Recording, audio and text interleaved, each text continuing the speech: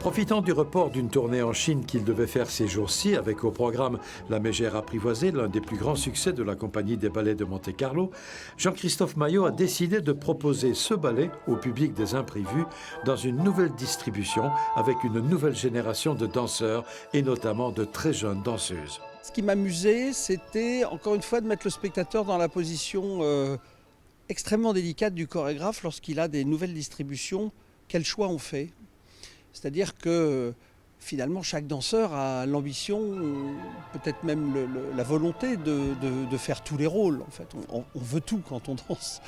Et donc là, je vais passer la première partie de la Mégère 2 fois de suite, avec 2 distributions complètement différentes, pour permettre aux spectateurs à la fois de comprendre quelle est la dimension subjective quand on fait un choix de distribution, mais aussi de leur faire comprendre à quel point c'est difficile finalement d'une distribution à l'autre, de vérifier que la manière dont on raconte la pièce devient très différente.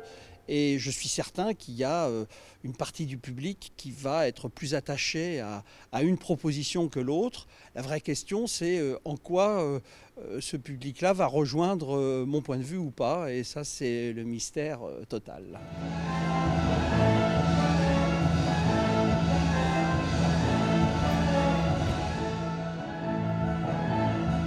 Comme la majorité du public présent, nous avons adoré les 2 versions. Alors, bon courage au chorégraphe directeur au moment du choix de sa prochaine distribution.